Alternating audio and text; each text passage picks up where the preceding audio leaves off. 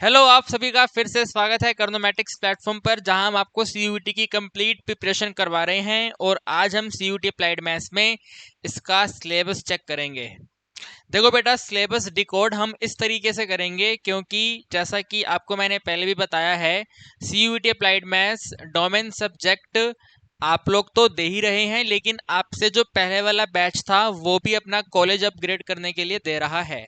तो उनका जो सीबीएसई का सिलेबस था, आपका जो सीबीएसई का सिलेबस है, उनको मिक्स करके सिंपल वे में बताऊंगा क्या क्या चीजें आपको पढ़नी है, क्या क्या चीजें आपको अब सीयूटी के लिए नहीं पढ़नी है। ठीक है बेटा, दोनों बच्चों का एक साथ काम हो जाएगा ना, वरना मुझे अलग से दूसरा वीडियो बनाना पड़ेगा। तो मैं चाहता हूं कि एक ही वीडियो में सारी कहानी क्लियर हो जाए। ठीक है ना, पुराना सिलेबस क्या था और नया सिलेबस क्या है, क्या डिलीट करना है, सारी कहानी आपको इसी एक वीडियो में बढ़िया तरीके से समझ आ जाएगी। ठीक है बेटा, आप लोगों के पास, चाहे आप ओल्ड स्टूडेंट हैं, ठीक है, ड्रॉप आउट स्टूडेंट हैं, चाहे आप अभी न्यू स्टूडेंट हैं, आप दोनों ने ही ये 14 चैप्टर पढ़े हैं अपनी बुक के हिसाब से। अब इन चैप्टर्स में जो आप लोगों ने कहानी पढ़ी है, डिफरेंट डिफरेंट टॉपिक्स जो आप लोगों ने पढ़े हैं, उस पर जाने से पहले आप मेरी कहानी सुन लो एक बार। ठीक है, दोनों ही बच्चे बिल्कुल ध्यान से सुनेंगे। बेटा सीयूईटी में ना, बेटा सीयूईटी की वेबसाइट पे जाकर आप चेक करेंगे तो सीयूईटी में अप्लाइड मैथ्स नहीं होता है, सीयूईटी में सिर्फ और सिर्फ सीयूईटी मैथ्स लिखा जाता है। ठीक है, सीयूईटी मैथ्स आपको इनकी वेबसाइट पर नजर आता है। बेटा सीयूईटी मैथ्स में इन्होंने कहा है कि 319 जो कोड है ना, वो मैथ्स को दिया जाएगा। ठीक है, अगर आप ऑफिशियल सिलेबस चेक करेंगे जा करके, तो वहां पर बेटा 319 कोड पर आप क्लिक करेंगे, मैथ्स ऑब्लिक अप्लाइड मैथ्स करके लिखा हुआ है, वहां पर आपको ये अपना सिलेबस चेक कर लेना है। ठीक है बेटा, सीयूटी ये कहता है कि जब आपके सामने क्वेश्चन पेपर आएगा कंप्यूटर स्क्रीन पे, बेटा बड़े सारे बच्चे गलतियां करते हैं, बिल्कुल ध्यान से चीजों को समझ लो। जब आपकी कंप्यूटर स्क्रीन पे क्वेश्चन पेपर आएगा तो बेटा सेक्शन ए तो दोनों ही बच्चे करेंगे। ठीक है ना, सेक्शन ए कंपलसरी सेक्शन है। आपके पास कोर मैथ्स है, आपके पास अप्लाइड मैथ्स है, सेक्शन ए आपके लिए कंपलसरी सेक्शन है। सेक्शन ए में ऐसे टॉपिक्स रखे गए हैं जो कोर मैथ्स और अप्लाइड मैथ्स के कॉमन टॉपिक हैं। मैट्रिक्स हो गया, डिटर्मिनेंट हो गया, एलपीपी हो गया, है ना, और एक आपका प्रोबेबिलिटी का बेसिक प्रोबेबिलिटी डिस्ट्रीब्यूशन हो गया।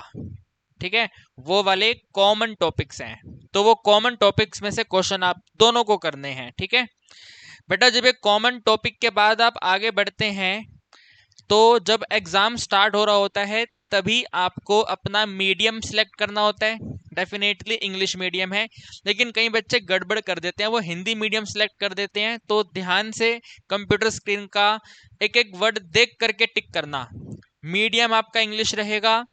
अब आपको अप्लाइड मैथ्स का पेपर देना है, तो अप्लाइड मैथ्स का पेपर सेक्शन B2 होता है।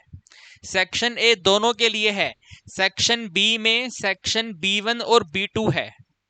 ठीक है, पहले मैं यहाँ पे सेक्शन बी लिख देता हूँ। बेटा जो सेक्शन बी है ना, ये आपको कंप्यूटर स्क्रीन पर बी ना लिख करके B1 और B2 लिखा हुआ मिलेगा। ठीक है, सेक्शन B1 और साथ में सेक्शन B2। ठीक है बेटा, सेक्शन B1 और सेक्शन B2। अब आप सब बच्चे तो हमारे अप्लाइड मैथ्स के हैं, ठीक है ना, तो बेटा अप्लाइड मैथ्स के बच्चे क्या करेंगे, अप्लाइड मैथ्स के बच्चे सेक्शन B2 अटेम्प्ट करेंगे। ठीक है बेटा, अप्लाइड मैथ्स के बच्चे सेक्शन B2 अटेम्प्ट करेंगे। ठीक है, सेक्शन B2 अटेम्प्ट करेंगे। आप लोगों का सीयूटी एग्जाम 2026 में हो रहा है। ये वाला कहानी मैं आपको बता रहा हूं 2024 का।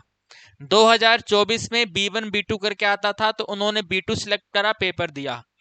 जो लास्ट ईयर की कहानी है उसमें डायरेक्ट स्क्रीन पर अप्लाइड मैथ्स मेंशन था। ठीक है ना, वहां पर डायरेक्ट अप्लाइड मैथ्स मेंशन था, तो उन लोगों ने अप्लाइड मैथ्स को सिलेक्ट किया था। आपके केस में क्या सीन रहेगा, तो दोनों में कोई एक सीन होगा, आप ध्यान से रीड करिएगा। कंप्लीट इंस्ट्रक्शन कंप्यूटर स्क्रीन पे जो भी हैं उन्हें आप ध्यान से रीड करना। ठीक है, आप अप्लाइड मैथ्स के बच्चे हो, बाय मिस्टेक अगर आपका कुछ भी करके आपने सही से मिस रीड कर लिया, गलत रीड कर लिया, तो आपका कोर मैथ्स का पेपर ओपन हो जाएगा, फिर बेटा कोई कुछ नहीं कर पाएगा। तो पहले ही हमें ये कहानी ध्यान रखनी है। इन दोनों में से एक सीन आपके साथ होने वाला है। 2024 में B1 B2 करके था और अप्लाइड मैथ्स 2025 में प्रॉपर मेंशन था कि आप अप्लाइड मैथ्स के बच्चे हो, हाँ जी अप्लाइड मैथ्स पे टिक कर दो, कोर मैथ्स के बच्चे हो कोर मैथ्स पे टिक कर दो, या सिंपल मैथ्स भी कभी कभी लिखा होता है, ठीक है ना। कोर मैथ्स लिखा हो या मैथ्स लिखा हो वो आपके लिए नहीं है, आपको अप्लाइड मैथ्स पे टिक करना है, ये बात आप ध्यान रखना, ठीक है। अब इसके बाद सिलेबस पे चलते हैं। चैप्टर 1 चैप्टर 2 में आप दोनों ने ही ये टॉपिक्स पढ़े हुए हैं, ठीक है, कुछ भी डिलीट नहीं है, सारी चीजें आपको दोबारा से पढ़नी है और एमसीक्यू फॉर्मेट पे प्रैक्टिस करनी है, ठीक है बेटा। आगे देखेंगे चैप्टर 3 चैप्टर 4 में आप दोनों ने ही ये सब कहानियां पढ़ी हैं, ठीक है। इनमें से बस आप ये लास्ट वाली कहानी क्रैमर रूल वाली कहानी हटा देंगे, क्रैमर रूल का पूरी स्टोरी रिमूव कर देंगे। क्रैमर रूल आप दोनों को ही नहीं पढ़ना है, आप दोनों ने ही पहले पढ़ा था, अब इसको नहीं करना आपको, ठीक है। आगे बढ़ेंगे चैप्टर 5 और 6। बेटा चैप्टर 5 और 6 में आपकी बुक में अभी भी लोगैरिथम डेरिवेटिव और टेंजेंट नॉर्मल वो आपको अब नहीं करना है, ठीक है ना। आप दोनों की ही बुक में ये दोनों एक्सरसाइज मेंशन है, तो वो दोनों एक्सरसाइज आपको नहीं करना है। लोगैरिथम डेरिवेटिव भी नहीं करना है, लोगैरिथम डेरिवेटिव के ऊपर मैं एक बार दोबारा आऊंगा, ठीक है, लेकिन टेंजेंट नॉर्मल वाला एक्सरसाइज आपको नहीं करना है, ठीक है। फिर बेटा आपके सिलेबस में आपको याद है ना, आपने देखा था कि सोल्व अप्लाइड प्रॉब्लम, हमने अप्लाइड मैथ्स के सिलेबस में मेंसुरेशन वाला मैक्सिमम मिनिमा का प्रॉब्लम नहीं पढ़ा है, लेकिन बेटा सीयूईटी के सिलेबस में ना, सीयूईटी के सिलेबस में ये कहानी लिखी नहीं हुई है, ये वाला प्रॉपर मेंशन नहीं है, तो इसका मतलब है कि आपको मेंसुरेशन वाला भी प्रैक्टिस करना होगा। एक क्वेश्चन आएगा, सिर्फ और सिर्फ एक क्वेश्चन आएगा इस एक्सरसाइज से, ओनली वन क्वेश्चन, वो बिल्कुल इजी वाला भी हो सकता है, प्रॉफिट वाला भी हो सकता है, कॉस्ट वाला भी हो सकता है और मेंसुरेशन वाला भी हो सकता है। मिनिमम डिस्टेंस करके वाला मेंसुरेशन वाला होता है, सिलेंडर वाला, कोन वाला, क्यूब वाला, ठीक है ना, स्क्वायर पीस वाला क्वेश्चन, विंडो वाला क्वेश्चन, तो वो अब आपके एग्जाम में आएगा, वो आपको अब प्रिपेयर करना है, ठीक है बेटा, वो आपको प्रिपेयर करना है। मेरी बातों को ध्यान से सुनो, कॉपी में नोट कर लो, वो आपको अब प्रिपेयर करना है। आपकी बुक में एक्सरसाइज प्रॉपर उसको दिया हुआ है, वो आपको पढ़ना है, ठीक है। बाकी सब बिल्कुल सेम रहेगा, मार्जिनल कॉस्ट, मार्जिनल रेवेन्यू सब आपको पढ़ना है, ठीक है बेटा। इसके बाद आगे बढ़ेंगे 7 चैप्टर पे। बेटा 7 चैप्टर में आप दोनों ने ही, ठीक है ना, 7 चैप्टर में जो इनडेफिनेट इंटीग्रेशन होता है उसको करने के 3 मेथड पढ़े हैं। बेसिक वाले में अलजेब्रिक आइडेंटिटी का यूज कर लिया जाता है, ठीक है, सब्स्टिट्यूशन मेथड, पार्शियल फ्रैक्शन, और उसके बाद आपका जो है बाय पार्ट्स। लेकिन बेटा इसमें आपके सिलेबस में मेंशन है सिंपल क्वेश्चन, सिंपल टाइप वाले क्वेश्चन आएंगे। अगर वो सब्स्टिट्यूशन भी है तो सिंपल टाइप वाला सब्स्टिट्यूशन, पार्शियल फ्रैक्शन है तो सिंपल वाला पार्शियल फ्रैक्शन, बाय पार्ट्स है तो सिंपल वाला बाय पार्ट्स आप लोगों को पढ़ लेना है, ठीक है। डिफिकल्ट टाइप वाले क्वेश्चन नहीं करने हैं, सिंपल टाइप वाले क्वेश्चन आपको करने हैं, ठीक है बेटा। एरिया अंडर द कर्व, ठीक है ना, एरिया अंडर द कर्व आप दोनों को ही पढ़ना है, ठीक है। आप अगर ड्रॉप आउट स्टूडेंट हो, आपने मुझसे अगर लास्ट ईयर पढ़ा था तो मैंने तो आपको तब भी एरिया अंडर द कर्व पढ़ाया था, बुक में मेंशन नहीं था, तब भी मेंशन नहीं है, इस बार की बुक में मेंशन नहीं है, जो बच्चों ने 12th का पेपर दिया उसमें area under the curve mention नहीं था, लेकिन इसको बेटा पढ़ना होगा, एग्जाम में आता है ये, ठीक है। Area under the curve proper mention आपको पढ़ना है, सिंपल कर्व करके पढ़ना है, ठीक है बेटा। इनमें CSPS भी आप करेंगे। CSPS के बाद बेटा जो ये है ना टोटल कॉस्ट मार्जिनल कॉस्ट वाला और टोटल रेवेन्यू मार्जिनल रेवेन्यू वाला, ये आपको नहीं करना, ठीक है। ये आपको ये वाला एक्सरसाइज आप डिलीट कर देंगे, ये आपको नहीं करना है, ठीक है बेटा, this is deleted for you, आपको ये नहीं करेंगे, ठीक है।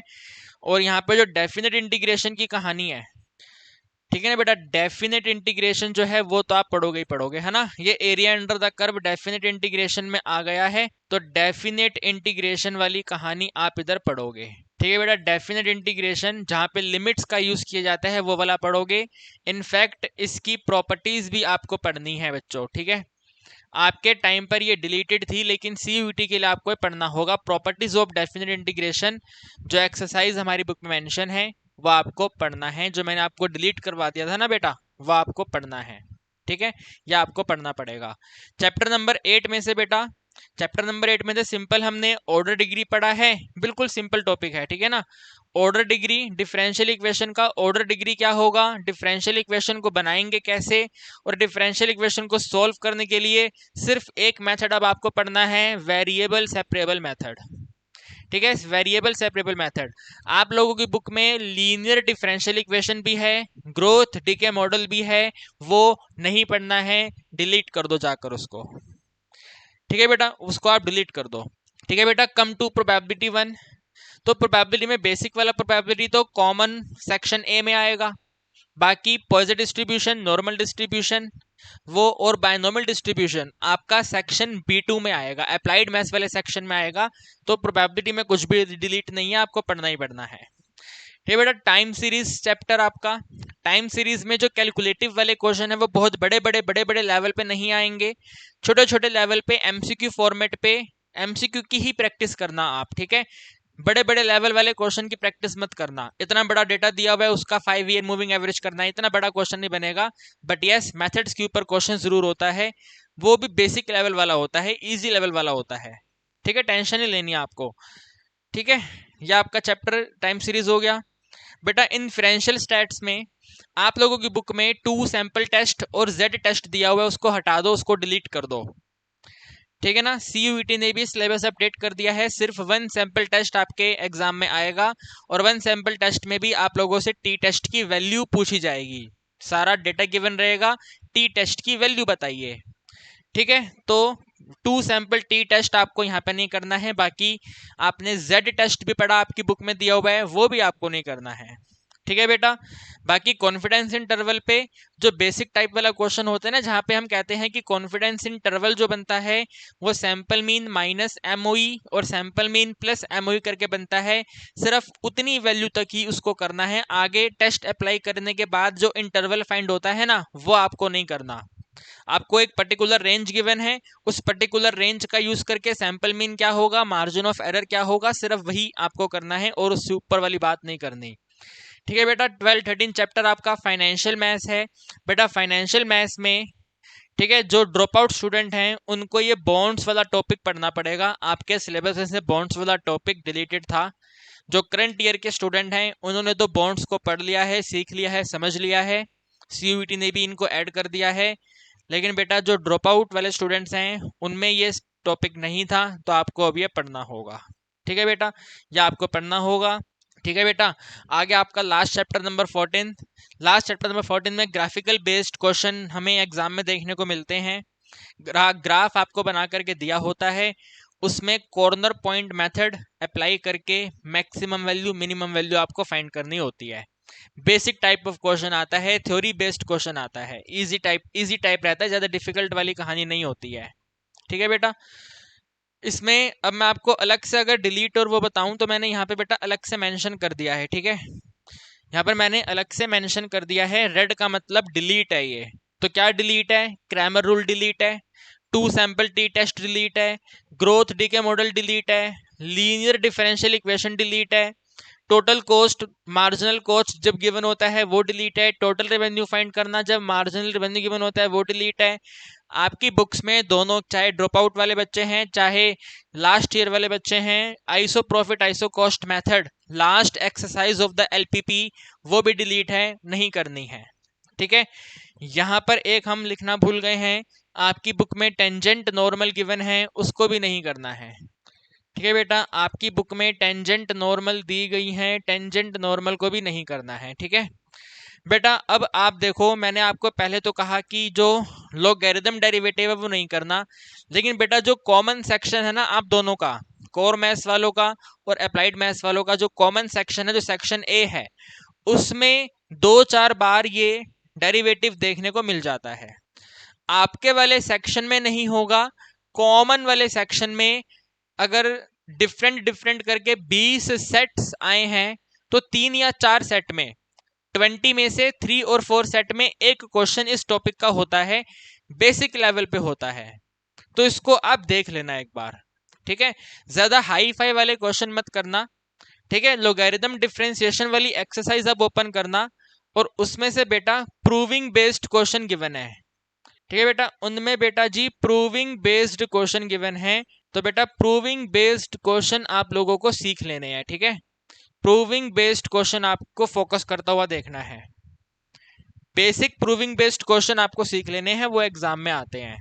ठीक है बेटा, एरिया अंडर द कर्व आपकी बुक्स में नहीं है लेकिन आपको पढ़ना है। Properties of the definite integration आपकी बुक्स में मेंशन है, इस बार के सीबीएसई के सिलेबस में से डिलीटेड था, हम लोगों ने नहीं पढ़ा, बट अब आपको इसको पढ़ना पड़ेगा। वैल्यूएशन ऑफ द बॉन्ड्स आपको पढ़ना है।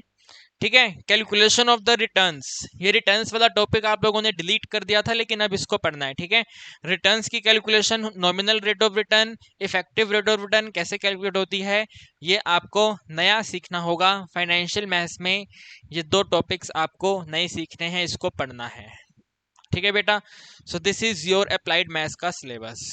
ठीक है बेटा, यह आपका अप्लाइड मैथ्स का सिलेबस है, और मैं आपको चैप्टर नंबर 6 की कहानी बता चुका हूँ ना, वो मिनिमम डिस्टेंस वाला क्वेश्चन, विंडो वाला क्वेश्चन, स्क्वायर पीस वाला क्वेश्चन, वो आपको पढ़ने हैं।